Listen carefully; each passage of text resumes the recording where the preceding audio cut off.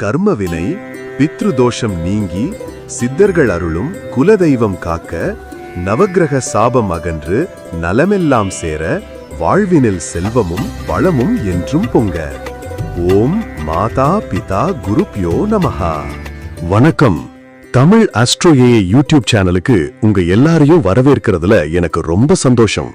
நான் உங்கள் சிவஸ்ரீ சங்கமேஸ்வரன். இன்னைக்கு நாம ஒரு முக்கியமான தலைப்பை பத்தி பார்க்க போறோங்க.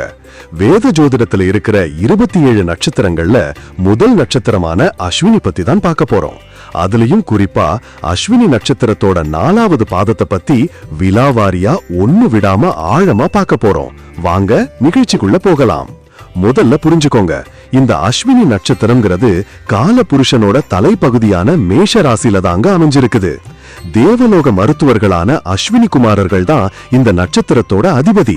அதனாலேயே வேகம், குணப்படுத்துறது, புத்துணர்ச்சி இதுக்கெல்லாம் இது ஒரு சின்னமா இருக்குதுங்க. இந்த நட்சத்திரத்தை 4 பாதமா பிரிச்சிருக்காங்க. ஒவ்வொன்னுக்கும் ஒவ்வொரு குணம் இருக்குது. நாம இப்போ 4வது பாதத்தை அலசி ஆராய போறோம். இந்த அஸ்வினி 4ஆம் பாதத்துல பிறந்தவங்களோட குணத்தை முழுசா தெரிஞ்சுக்கணும்னா 3 முக்கியமான கிரகங்களோட கூட்டணியை பத்தி நாம தெரிஞ்சுக்கணுங்க. ஏன்னா இவங்களோட குணத்தை உருவாக்குறதே அந்த 3 கிரகங்களோட சக்தி தாங்க. 1வது நட்சத்திர அதிபதி கேது. இவரு ஞானகாரகன். ஆன்மீகம், உள்ளுணர்வு, பற்றின்மை, வேகம் இதுக்கெல்லாம் அதிபதி இவர்தான். இந்த கேதுவோட ஆதிக்கத்தினால இவங்களுக்கு ஒருத்தரை பார்த்த உடனேயே எடை போடுற திறமையும் நல்ல உள்ளுணர்வும் இயற்கையாவே இருக்குங்க. 2வது ராசி அதிபதி செவ்வாய். இவருதாங்க தைரியம், ஆற்றல், ஆதிக்கம், செயல் எல்லாத்துக்கும் நாயகன். மேஷ ராசிக்கு அதிபதியா இருக்கிறதால இந்த செவ்வாய் அவங்களுக்கு ஒரு பயம் இல்லாத குணத்தையும் எந்த வேலையையும் டக்குன்னு செஞ்சு முடிக்கணுங்கிற வேகத்தையும் கொடுக்கிறாரு. 3வது நவாம்ச அதிபதி சந்திரன்.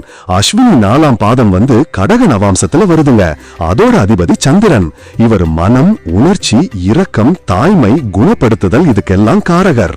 இந்த கேது, செவ்வாய், சந்திரன் 3ம் சேரும்போது ஒரு வித்தியாசமான ஆளுமை உருவாகுதுங்க. கேதுவோட ஆன்மீக தேடல், செவ்வாயோட செயல் வேகம், சந்திரனோட இரக்க குணம் எல்லாம் ஒன்னா இணையுது. இதனால இவங்க வெறும் அதிரடியா செயல்படுறவங்க மட்டும் இல்லைங்க, இரக்க குணம் கொண்ட குணப்படுத்துபவர்கள், அதாவது கம்பேஷனேட் ஹீலர்ஸா இருப்பாங்க. செவ்வாயோட தைரியமும் சந்திரனோட இளகிய மனசும் சேர்றதால அடுத்தவங்களுக்கு உதவி செய்யறதுல இவங்க தான் முதல்ல நிப்பாங்க.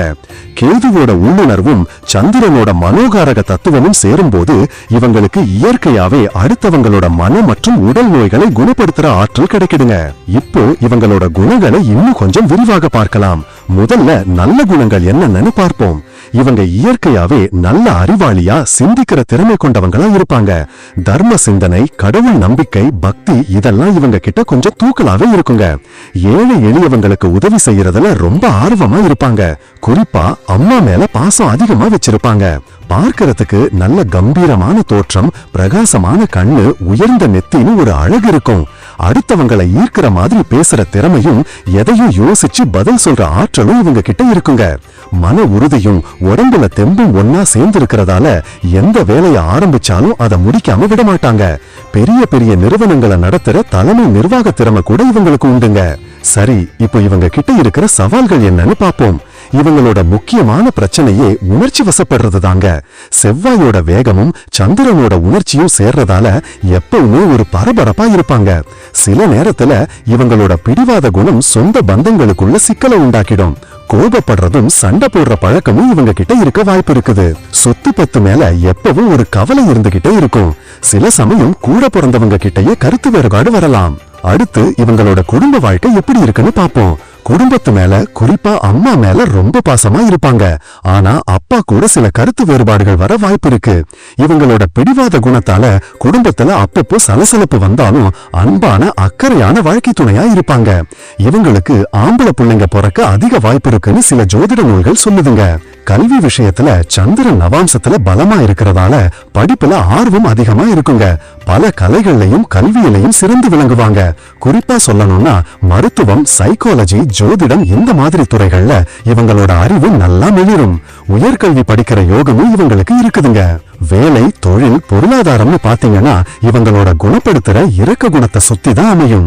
சந்திரனோட ஆதிக்கத்தால மருத்துவம், நர்ஸ் வேலை, மனநல ஆலோசனை, சமூக சேவை, ஜோதிடம், விருந்தோம்பல்னு இந்த மாதிரி தொழில்கள்லாம் ரொம்ப பொருத்தமா இருக்கும். செவ்வாயோட ஆதிக்கத்தால ராணுவம், காவல்துறை மாதிரி பாதுகாப்பு துறைகள்ல வேலை செய்யற வாய்ப்பும் இருக்குது. பொதுவா நிர்வாகம் சம்பந்தப்பட்ட வேலை, பத்திரப்பதிவு, பேங்க், ரியல் எஸ்டேட், கட்டுமானம் இந்த மாதிரி துறைகள்லயும் ஜெயிப்பாங்க. பொருளாதார நிலையை பொறுத்த வரைக்கும் இயற்கையாவே ஒரு சௌகரியமான வாழ்க்கை இவங்களுக்கு அமைஞ்சிடுங்க. நல்ல வசதியானவங்களா இருப்பாங்க. நிறைய பேருக்கு 24 இருந்து 30 வயசுக்குள்ள வீடு, வண்டி, வாகனம்னு எல்லா வசதிகளும் வர்ற யோகம் இருக்குது. திருமண வாழ்க்கைய பத்தி பாப்போம். இவங்க ரொம்ப அன்பான, அக்கறையான துணையா இருப்பாங்க. கல்யாண வயசுன்னு பார்த்தா ஆண்களுக்கு 26 இருந்து 30 வயசுக்குள்ளயும், பெண்களுக்கு 23 இருந்து 26 வயசுக்குள்ளயும் நடக்கிறது நல்லதுன்னு சொல்றாங்க. இந்த வயசை தாண்டி கல்யாணம் தள்ளி போச்சுன்னா உறவுல சில பொருத்தம் இல்லாம போறதுக்கும் சிக்கல்கள் வர்றதுக்கும் வாய்ப்பு இருக்குது. தாம்பத்திய வாழ்க்கையில துணை மேல ரொம்ப பாசம் வச்சிருப்பாங்க. ஆனா அதே சமயம் தன்னோட தனிப்பட்ட சுதந்திரத்துக்கும் முக்கியத்துவம் கொடுப்பாங்க. அதனால அவங்களோட குணத்தை மதிக்கிற மாதிரி ஒரு துணை அமைஞ்சா வாழ்க்கை ரொம்ப இனிமையா இருக்குங்க. திருமண பொருத்தம் பார்க்கும்போது 10 பொருத்தத்தையும் கவனமா பார்க்க வேண்டியது ரொம்ப அவசியம். அஸ்வினி நட்சத்திரம் தேவகணத்தை சேர்ந்தது. இதோட யோனி, அதாவது விலங்கு சின்னம் ஆண் குதிரை. யோனி பொருத்தத்துல குதிரைக்கு பகையான விலங்கு எருமை. அதனால சுவாதி, ஹஸ்தம் நட்சத்திரங்களை தவிர்க்கிறது நல்லது. இப்போ அஸ்வினி நட்சத்திர பெண்ணுக்கு மத்த நட்சத்திரத்தோட பொருத்தம் எப்படி இருக்குன்னு சுருக்கமா சொல்றேன், கேட்டுக்கோங்க. பரணி நட்சத்திரம் 90% மிக சிறந்த பொருத்தமா இருக்கும். பூசம் 83% உத்தமமான பொருத்தம். ஆயில்யம் 75, சுவாதி 70, திருவோணம் 72 இதெல்லாம் கூட பொருந்தும். ஆனா மகம், உத்திரம், ஹஸ்தம், சித்திரை, கேட்டை, மூலம், பூரட்டாதி, ரேவதி இதெல்லாம் அவ்வளவா பொருந்தாதுங்க. குறிப்பா ஹஸ்தம் 27%, உத்திரம் 34% இதெல்லாம் மிகவும் பொருந்தாத இணை. இது ஒரு பொதுவான வழிகாட்டுதல் தானுங்க. முழு பொருத்தத்துக்கு 2 பேர் ஜாதகத்தையும் வச்சுதான் பார்க்கணும். அடுத்ததா இன்னும் கொஞ்சம் ஆழமா ஜோதிட ரீதியா சில விஷயங்களை பார்க்கலாம். அஸ்வினி 4ஆம் பாதத்துல ஒவ்வொரு கிரகமும் நின்னா என்ன பலன்னு பார்க்கலாம். சூரியன் இங்க நின்னா பிறந்தவர் பெரிய புகழ் அடைவாருங்க. நல்ல புத்திசாலியா, செல்வந்தரா இருப்பாரு. தன்னோட இனத்துக்கே தலைவரா, ஏன் சர்வாதிகாரியா கூட ஆகலாம். நிறைய பயணம் செய்வாரு. வாழ்க்கையோட பிற்பகுதியில நல்ல அதிர்ஷ்டம் உண்டாகும். சந்திரன் இங்க நின்னா உயர்கல்வி, பலதுறை அறிவுன்னு பட்டைய கலப்புவாங்க. அரசாங்கத்துல பெரிய பதவிகள் வகிக்கிற வாய்ப்பு இருக்கு. சிறந்த டாக்டராவோ இல்ல உயர் அதிகாரியாவோ ஆகிற யோகம் உண்டு. செவ்வாய் இங்க நின்னா நல்ல குழந்தைகள் நிறைய பிறக்கும். கடமை உணர்ச்சி அதிகமாயிருக்கும். உடம்பு கொஞ்சம் மென்மையா இருக்கும். 13 இல்ல 15 வயசுக்குள்ளேயே பெரிய என்ஜினியர் ஆகிற திறமை இருக்கலாம். இந்த செவ்வாய குரு பார்த்தாருன்னா நல்ல பூர்வீக சொத்து கிடைக்கும். புதன் இங்க நின்னா கொஞ்சம் ஏழ்மையை சந்திக்க வேண்டி இருக்கும். நடத்தை சில சமயம் சரியா இருக்காது. தொழில்ல நிறைய தோல்விகளை சந்திக்கலாம். ஆனா குரு பார்வை மட்டும் இருந்துச்சுன்னா சிறந்த எழுத்தாளராவோ நூலாசிரியராவோ ஆகிற வாய்ப்பு இருக்கு. குரு இங்க நின்னா வாழ்க்கைய முழுசா அனுபவிப்பாங்க. பேரு, புகழ், செல்வம் எல்லாம் தேடி வரும். இவருக்கு கீழே நிறைய பேர் வேலை செய்வாங்க. கடமை உணர்ச்சியுள்ள நல்ல பிள்ளைங்க இருப்பாங்க. போட்டி, பந்தயம், லாட்டரியில சில சமயம் ஜெயிப்பாங்க. சுக்கிரன் இங்க நின்னா சினிமாவில பெரிய நடிகராகவோ நடிகையாகவோ ஆகலாம்.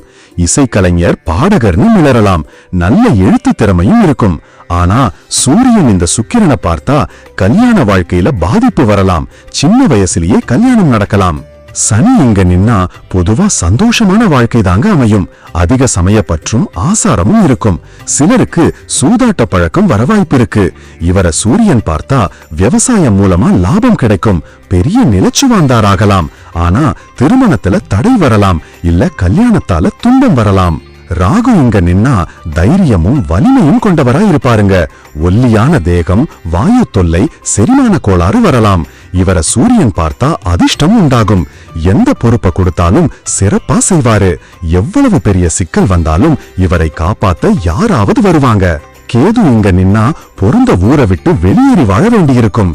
அடுத்தவங்க சாப்பாட்ட பங்கு போட்டு சாப்பிடுற நிலைமை கூட வரலாம்.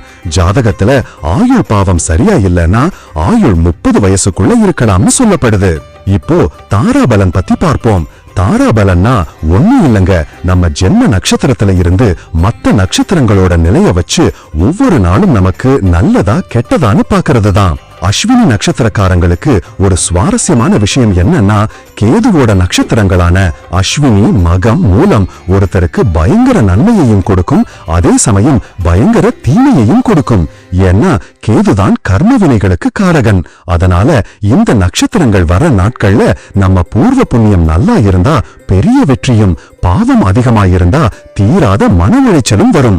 அதனால அந்த நாட்கள்ல கவனமா இருக்கணும். சுருக்கமா சொல்றேன், பரணி, பூரம், பூராடம் நட்சத்திர நாட்கள்ல செல்வம் பெருகும். திருவாதிரை, சுவாதி, சதயம் நாட்கள்ல காரிய சித்தி கிடைக்கும். ஆனா கார்த்திகை, உத்திரம், உத்திராடம் நாட்கள்ல ஆபத்து வரலாம், எச்சரிக்கையா இருக்கணும். புனர்பூசம், விசாகம், பூரட்டாதி வர்ற நாட்கள் வதை தாரை, ரொம்ப ரொம்ப எச்சரிக்கையா இருக்க வேண்டிய நாட்கள். இப்போ ரொம்ப முக்கியமான பகுதிக்கு வரோம். கர்ம வினை, அதாவது போன ஜென்மத்துல செஞ்ச பாவம் புண்ணியம் இந்த ஜென்மத்துல எப்படி பாதிக்குதுன்னு பாக்குறது. அஸ்வினி 4ஆம் பாதத்துல பிறந்தவங்க போன ஜென்மத்துல ஒரு சத்திரியனா பிறந்திருந்தாங்களாம். ஜவுளி, நகை வியாபாரம் செஞ்சுட்டு இருந்திருக்காரு. அவரோட மனைவி தவறான நடத்தை உள்ளவளா இருந்திருக்கா. அந்த சமயத்துல அவரு ஒரு பிராமணரோட பெரிய செல்வத்தை அபகரிச்சிட்டாரு. அந்த துக்கத்துல அந்த பிராமணர் இறந்து போயிட்டாரு. இந்த பாவத்தால இவரும் காலம் கழிச்சு இறந்து 1000 வருஷம் நரகத்தை அனுபவிச்சு அப்புறம் மாடா பிறந்து அதுக்கப்புறம் தான் இந்த மனுஷ பிறவியை அடைஞ்சிருக்காரு.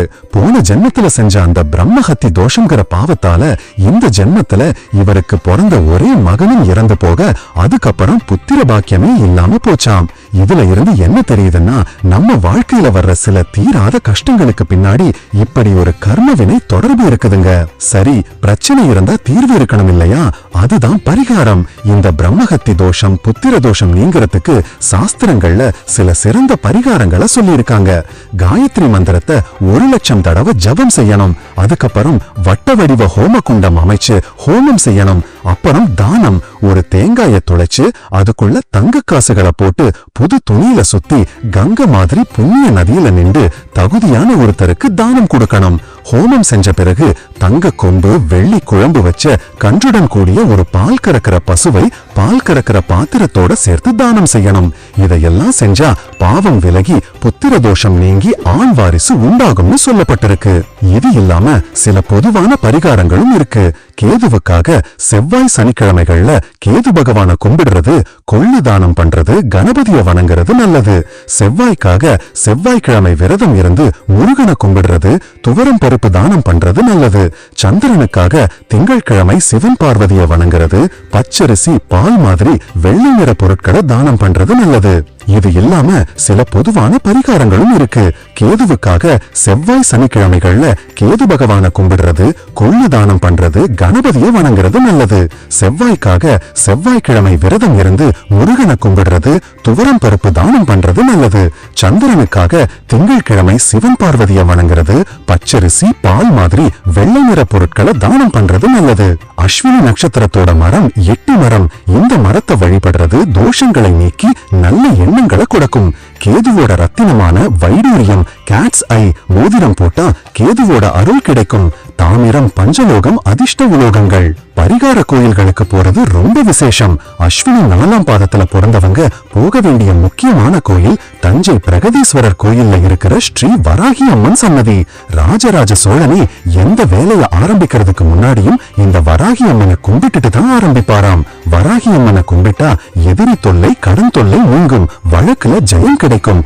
இந்த பாதத்துக்காரங்களுக்கு இருக்கிற மன போராட்டங்களை சரி பண்ணி தடைகளை தகர்க்கிற சக்திய வராகி அம்மன் கொடுப்பாங்க. பொதுவா எல்லா அஸ்வினி நட்சத்திரக்காரர்களும் வழிபட வேண்டிய கோயில் திருவாரூர் மாவட்டம் திருத்துறை பூண்டியில இருக்கிற அருள்மிகு பிறவி மருந்தீஸ்வரர் திருக்கோயில். இங்க இருக்கிற சிவன் நம்ம பிறவிங்கிற நோய்க்கு மருந்தா இருக்காரு. அஸ்வினி தேவர்களும் தேவ மருத்துவர்களும் தினமும் இங்க வந்து சிவனை கும்பிடுறதா ஐதீகம். அதனால இங்க போய் தன்வந்திரி ஹோமம், செவ்வாய் பகவான் வழிபாடு செஞ்சா நோயற்ற நீண்ட ஆயுள் கிடைக்கும்.